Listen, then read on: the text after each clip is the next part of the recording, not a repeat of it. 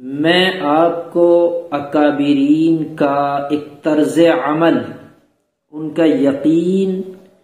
اور ان کا ایک رویہ،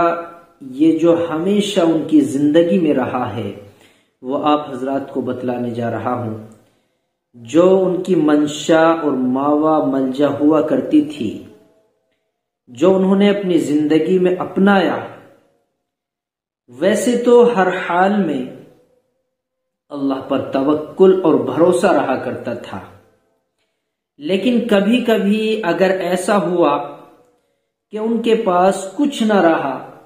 تو وہ کیا عمل کرتے تھے؟ یہ عمل اور وظیفہ ان مسافروں کے لیے ہے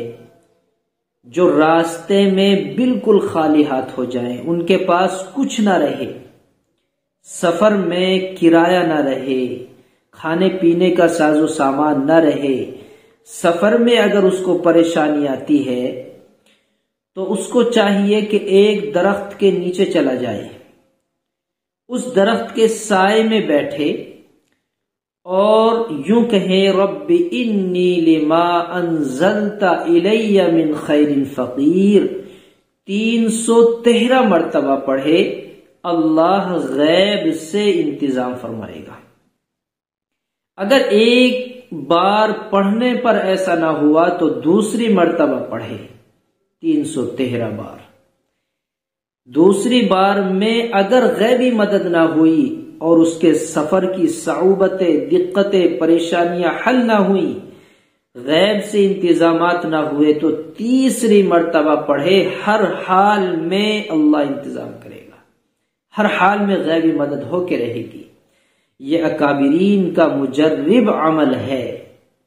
مسافر کے لیے خاص کر یہ عمل ہے۔ اس کے علاوہ تنگ دست، فقر و فاقے میں مبتلا، غریب، محتاج، ضرورت مند کبھی بھی کسی بھی وقت میں پڑھ سکتا ہے، اللہ تبارک و تعالی اس وقت بھی اس کی غیبی مدد فرمائیں گے، لیکن خاص کر یہ عمل مسافر کے لیے مخصوص کر دیا گیا ہے۔ انشاءاللہ اس عمل کو آپ کر کے دیکھیں گے تو اس کا نفع عام ہے، آپ حضرات بھی اس کا نفع اٹھا سکتے ہیں۔